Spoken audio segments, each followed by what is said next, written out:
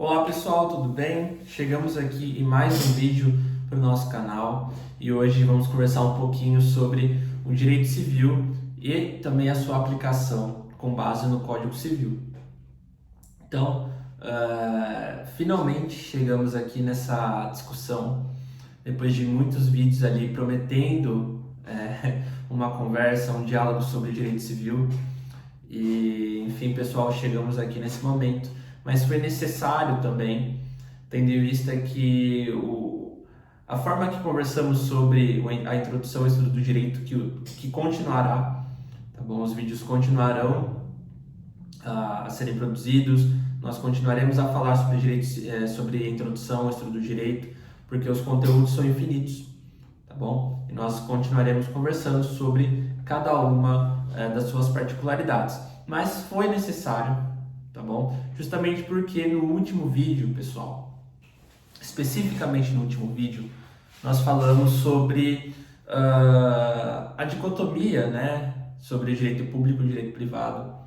E eu expliquei o ponto de vista, o meu ponto de vista, falando que aquela dicotomia de fato ela é ultrapassada, mas para fins didáticos a gente ainda estuda ela e a gente encaixou o direito civil justamente naquele ramo ali do direito privado, tá bom? Das relações privadas. E que vai importar para o vídeo de hoje, porque como vamos falar do Código Civil, nós temos que saber que estamos tratando de um direito, de uma relação jurídica privada, né? Apesar da dicotomia estar enfraquecida, como a gente viu. Então, para iniciar o vídeo de hoje de maneira correta, como tem que ser, nós temos que falar do quê? Da Constituição Federal, pessoal. Por que da Constituição Federal? Porque, como vocês viram aí no título, a constitucionalização do direito civil, ou direito civil constitucional, eu vou decidir ainda, tá bom? Então, eu do futuro vai decidir qual que vai ser o título, mas envolve um desses dois temas ali. Direito civil constitucional, pessoal. Nós temos que falar dele justamente porque é a partir da Constituição que nós vamos trazer, né, da sua conjuntura principiológica, toda aquela condição dos direitos fundamentais. E por que dos direitos fundamentais? Porque o Código Civil de 16, ele era um código que ele possuía como referência o patrimônio. O patrimônio ele era basicamente o centro das discussões do direito civil até o Código de 2002. E justamente com o advento da Constituição Federal, ela trouxe consigo os direitos fundamentais, principalmente o da dignidade da pessoa humana, tá bom? E que foi introduzido no Código Civil a partir da sua formulação, não é? Ou seja, aqui a gente tem o Código Civil observando os preceitos constitucionais, trazendo consigo os dogmas patrimonial e também voluntarista. Ou seja, a Constituição ela vai ser uma norma de eficácia direta, imediata das relações privadas, tá bom? E justamente por isso a gente já viu diversas alterações no Código Civil comparados com os de 2002 que mostram esse avanço com respeito à dignidade da pessoa humana, não é? E também, pessoal, é interessante que a gente está no dia 14 de abril de 2025 e as discussões sobre o anteprojeto do Código Civil avançam cada vez mais, e justamente por isso nós temos que começar a prestar um pouco mais de atenção nas alterações que serão feitas, né, no Código Civil. E também a gente pode estar conversando um pouquinho sobre as condições propostas para o novo Código Civil, os novos artigos que estão chegando, tá? Isso pode ser dedicado para um vídeo inteiro, dá para fazer um vídeo completo sobre isso daí, e na verdade vários vídeos, porque eu peguei o projeto e o projeto é enorme, tá? Mas a gente pode estar conversando também sobre isso. Mas por enquanto não temos essa nova alteração do Código Civil, nós estudaremos ele aqui dessa maneira, tá bom? Enfim, eu vou agora só virar um pouquinho de lado para vocês, porque eu deixei aqui as telas para cá para eu poder ler, porque eu ainda não sei transcrever no vídeo. Eu não sei transcrever no vídeo as coisas escritas e tudo mais, mas eu vou aprender isso aqui ao longo do tempo, eu prometo para vocês. Mas enquanto eu não aprendo, eu vou ler, tá? Então aqui chegamos no primeiro artigo do Código Civil. Toda pessoa é capaz de direitos e deveres na ordem civil. Aqui nós vemos uma clara mudança comparada com o Código Civil de 16, que tratava todo homem, né, capaz de direitos e obrigações na ordem civil, tá? O Código Civil de 2002, ele trouxe essa modificação para toda pessoa, justamente para afastar toda aquela controvérsia, né, acerca da capacidade, né, para a gente não ter mais aquela exclusão de grupos, principalmente de minorias, tá, pessoal? Dentro da ordem civil, ou seja, toda pessoa ela é capaz, ou seja, não importa o gênero, não importa a orientação sexual, toda pessoa ela é capaz de direitos e deveres na ordem civil. Esse aqui é a primeira discussão interessante que a gente tem, tá bom? E a partir dela a gente vai entender o que é a personalidade, tá bom? Que é justamente o ponto de partida do Código Civil. Justamente porque a gente vai falar um pouquinho abaixo sobre personalidade, a gente tem que saber desde já o que é ela. Enfim, quando falamos então, pessoal, de personalidade, nós temos que saber que ela é uma aptidão genérica, tá, para contrair direitos e deveres. Ou seja, a pessoa ela está apta a estar contraindo direitos e a estar contraindo deveres, certo? E a partir dessa definição de personalidade jurídica, contrair direitos e deveres na ordem jurídica, porque a gente está falando de personalidade jurídica, tá bom?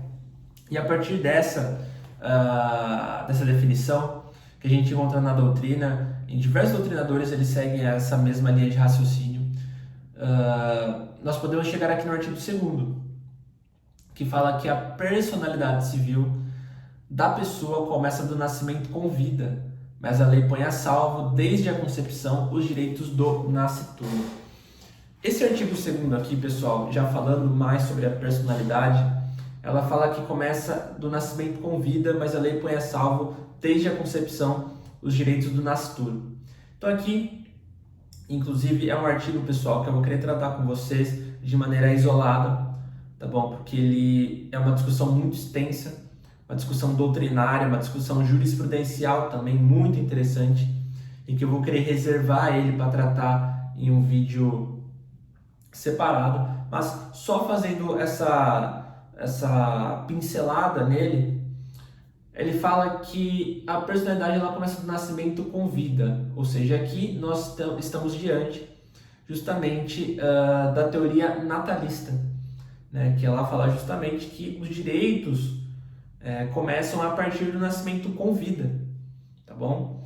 Mas a lei põe a salvo desde a concepção os direitos do nascituro, que a concepção é desde o momento que a mulher ela concebeu a criança, né? Ela está ali na gestação, né? Ela concebeu a pessoa, né? Os direitos do nascituro, nascituro aqui é o feto, tá? Eu falei pessoa, mas só por por mania da expressão, mas o nascituro aqui é o feto, tá bom? E também a gente vai ter aquela terceira teoria, ou seja, temos a teoria natalista, que fala do nascimento com vida, da concepcionista, que é desde o momento da concepção, e também a gente vai ter da personalidade condicionada, que ela vai ser basicamente um desdobramento da teoria natalista, porque ela vai falar justamente de uma condição suspensiva, que é do nascimento, tá? Ali agregando aquela teoria natalista. Mas aqui, pessoal, eu quero fazer, justamente como eu comentei, um vídeo em apartado sobre isso aqui, tá? Mas só para não deixar vocês na mão, certo? Que o Código Civil ele adota essa teoria natalista, tá? Mas também põe a salvo os direitos do nascituro. Mas a gente vai comentar especificamente sobre esse assunto em um vídeo isolado, tá? tá? Porque são 3 teorias muito legais de aprender, tá? Fora as divergências doutrinárias e também da jurisprudência. Então a gente vai ter um vídeo dedicado sobre as teorias da personalidade civil, tá bom? Enfim, continuando aqui, artigo 3º, são absolutamente incapazes de exercer pessoalmente os atos da vida civil os menores de 16 anos. Agora aqui, chegamos então naquele capítulo lá da capacidade, tá, pessoal? E aqui, quando a gente vai falar de capacidade, nós vamos ter que falar em 2 nomenclaturas, tá bom? Que são muito importantes e é que elas vão estar praticamente demonstrando tudo o que a gente vai estar conversando, tá? Então vamos lá mais uma vez. Artigo 3º, são absolutamente incapazes de exercer pessoalmente os atos da vida civil os menores de 16 anos. Então a gente já viu ali que os menores de 16 anos são considerados absolutamente incapazes, né? E da onde surgiu tudo isso da capacidade? A capacidade, pessoal, ela tem como o seu norte 2 teorias. A primeira, né, da capacidade de gozo e de direitos, e a segunda, a capacidade de fato e exercício.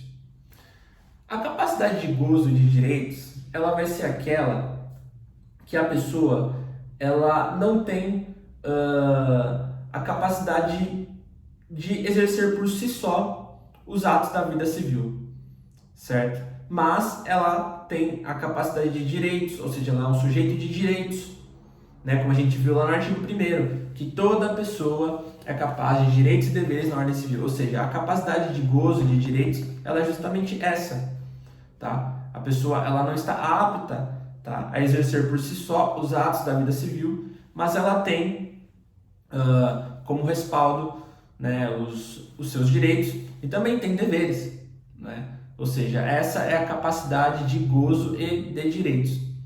Inversamente, a capacidade de fato e exercício é aquela que vai dar à pessoa, né, aquela, como nós comentamos agora, essa aptidão, ou seja, de exercer por si só os atos da vida civil, tá? Ou seja, a capacidade de fato e exercício. A pessoa ela pode exercer os seus direitos, os seus deveres, sem ser representado, né? A gente vai chegar nessa conversa sobre representação também, que ela é muito importante, tá? Porque como a gente viu que os absolutamente incapazes, os menores de 16 anos, eles realmente são considerados incapazes, né? Ou seja, eles necessitam obrigatoriamente de representação, tá? Ou seja, eles estão somente enquadrados nessa capacidade de gozo e de direitos, mas não de fato e exercício, como são, por exemplo, os capazes, né?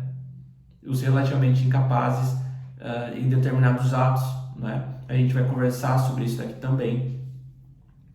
E a gente pode observar também, pessoal, que nesse artigo 3º ele sofreu 3 revogações, não é? que tem como responsabilidade ali o Estatuto da Pessoa com Deficiência, justamente porque o Estatuto da Pessoa com Deficiência, como lei especial, tirou aquele entendimento de que as pessoas com algum tipo de deficiência, algum tipo de enfermidade mental ou alguma deficiência eram considerados absolutamente incapazes, não é? Justamente o Estatuto ele revogou esse entendimento e trouxe para o rol de relativamente incapazes, né? Eles não são mais absolutamente incapazes, né, como os menores de 16 anos, que são os únicos agora no Código Civil que possuem a incapacidade plena, não é?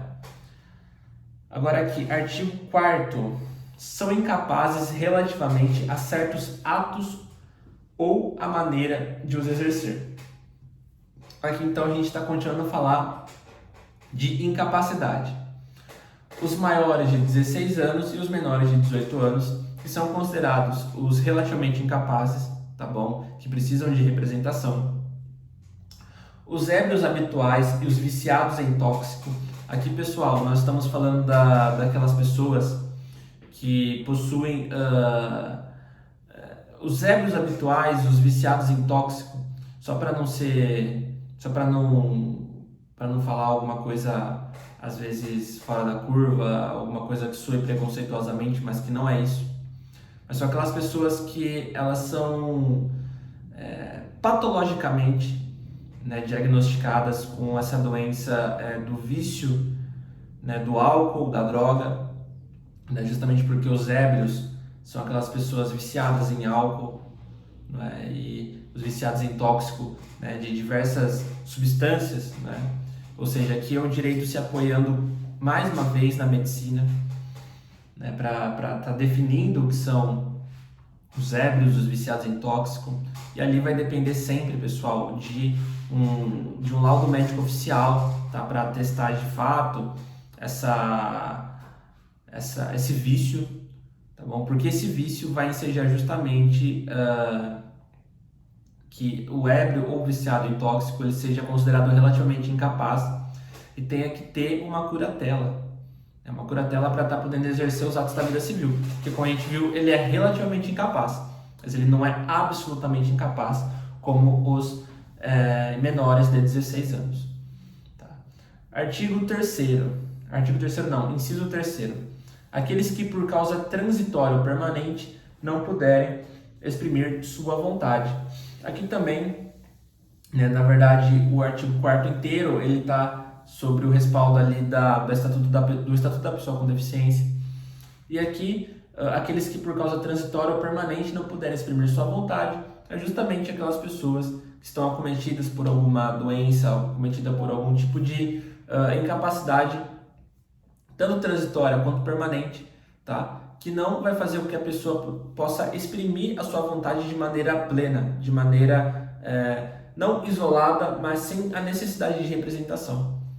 Tá? E aqui, como a gente comentou, são os relativamente incapazes, as pessoas que se enquadram nesse inciso, né? E aqui, causa transitória permanente, nós podemos imaginar diversos tipos de situações. Tá? A doutrina traz diversas, por exemplo, doenças, enfermidades e tudo mais, para se encaixar aqui, tá bom? E no inciso 4º, os pródigos, né, pessoal? Os pródigos. Quando a gente vai falar de pródigo, é um assunto que as pessoas tratam com muita naturalidade, mas é um assunto que ele é um pouco mais delicado de tratar, justamente pela sua identificação, né? Eu tive uma professora na pós-graduação, né, nas primeiras aulas da pós-graduação, que ela sempre, quando ela foi explicar pra gente sobre o pródigo, ela fez essa pergunta pra gente: o que é o pródigo? E a gente já de lata respondeu: é aquela pessoa que gasta muito, é aquela pessoa que não tem controle, que ela gasta, que ela não sabe fazer a gestão de patrimônio e tudo mais. E ela olhou pra gente e ela falou assim: mas é só isso? Né? E a gente pensou: mas o que mais é o pródigo? Né? A gente tentou fazer uma comparação do pródigo com os ébrios habituais, viciados em tóxico, mas o pródigo ele não é viciado em tóxico, o pródigo ele não é viciado em álcool como é o ébrio habitual. O pródigo, pessoal, ele vai ser aquela pessoa que vai utilizar do dinheiro, vai utilizar do seu patrimônio de maneira imoderada, que vai estar prejudicando a sua subsistência, tá? Que pode levar ele à condição de miserável, até as pessoas que dele dependam, né? O pródigo, ele não gasta só porque ele acha bom, só porque ele não tem educação financeira, não. Aqui a prodigalidade, ela é considerada como uma causa de incapacidade, pessoal, relativa, claro. O pródigo ele vai muito além disso. E é muito difícil, pessoal, identificar nos casos concretos quem é o pródigo. Porque a gente vê em diversas situações da nossa vida que a gente gasta dinheiro à torto e à rodo, né? A gente tem dinheiro, né? A gente não guarda, a gente vai lá gastar, mas isso não é ser pródigo. O pródigo justamente é aquela pessoa que vai estar utilizando do seu patrimônio, vai dilapidar o patrimônio, tá? De maneira tão grave que vai estar colocando em xeque, pessoal, vai estar colocando à tona a sua própria miserabilidade, pessoal. Ela vai muito além do que simplesmente gastar por não ter o controle do patrimônio correto, né? Isso é um pródigo. Ele vai prejudicar a si mesmo e até as pessoas que dele dependem. Tanto que, se for ter uma curatela para um pródigo, pessoal, o pródigo ele só vai ser representado, curatelado nos atos da vida civil que concernem ao patrimônio, mas não ao restante, não é? Então, sobre o pródigo, que era o que eu mais queria comentar com vocês, justamente porque é um entendimento que muitas vezes ele passa batido, né? A gente não sabe identificar quem é o pródigo, e por isso eu quis trazer para vocês essa discussão também. E por último, o parágrafo único do artigo 4º, ele fala: a capacidade dos indígenas será regulada por legislação especial. Tá bom? E aqui, quando a gente vai falar dos indígenas, pessoal, dentro do Código Civil de 16, os indígenas eles não possuíam esse nome. Eles eram chamados de silvícolas, né? Os silvícolas eram aquelas pessoas que viviam na selva, né? E a partir da Constituição de 88, a Constituição Federal de 88, trouxe, né, dentro da sua condição principiológica, os direitos do índio, né? E começou a chamá-lo assim dentro da Constituição. E por isso o Código de 2002 ele trouxe essa fala dos indígenas, né? O que está escrito, né? A capacidade dos indígenas, não mais dos silvícolas como era o Código 16. E essa capacidade, pessoal, ela vai ser regulada a partir de legislação especial, por isso que é considerado o índio, a capacidade do índio, como sui generis, né? Ou seja, uma capacidade especial. Tá? E justamente por ser especial, ela vai estar sendo representada, curatelada através da FUNAI, ou seja, a Fundação Nacional do Índio, pela União, principalmente porque a FUNAI é o órgão federal da União, que vai estar ali tutelando os direitos do índio. E aí tem aquela discussão de que o índio ele vai ter a sua capacidade com base no grau de interação com a sociedade. Né? Quanto mais interação, menos incapacidade. Quanto menos interação, mais incapacidade. Né? Tem essa discussão sobre o índio. Então, pessoal, eu acredito que conversamos sobre esses artigos, do artigo 1º ao artigo 4º, tá bom? O artigo 2º, como fala do nascimento, da personalidade que começa o nascimento com vida, mas fala dos nascituros do momento da teoria concepcionista, a gente vai tratar em um vídeo em apartado, porque é um vídeo que ele vai demorar um pouquinho para fazer, e isso aqui ficaria muito longo, tá? Que já está batendo aí quase 25 minutos de vídeo. Então, nos próximos vídeos eu vou querer conversar com vocês acerca dessas teorias ali da personalidade civil, tá bom? Que são as teorias natalista, concepcionista e da personalidade condicionada. Mas eu acredito que no que diz respeito aos demais artigos do 1º ao 4º, nós conversamos sobre, e eu espero que vocês tenham entendido. E aí, logo mais também, a gente já pode falar a partir do artigo 5º, que fala que a menoridade ela vai cessar aos 18 anos, tá? Ali vai ter as hipóteses de emancipação, mas que comportam um vídeo isolado também, devido ao grande número de incisos e tudo mais de conteúdo, tá bom? Enfim, pessoal, eu agradeço a vocês por estarem aqui em mais um vídeo comigo, hoje aqui falando um pouquinho do Código Civil. Caso vocês encontrem alguma divergência, alguma fala, por favor, coloque aqui nos comentários para que eu possa me policiar e poder estar alterando alguma coisa que eventualmente foi comentado aqui, tá bom? Eu atualizo certinho, tá bom? E eu agradeço muito por vocês que estão assistindo os vídeos, tá bom? E eu fico muito contente também por estar aqui sempre conversando com vocês, ou seja, essa troca ela é mútua, tá bom? Então, Fiquem bem e até o próximo vídeo, pessoal. Tchau, tchau.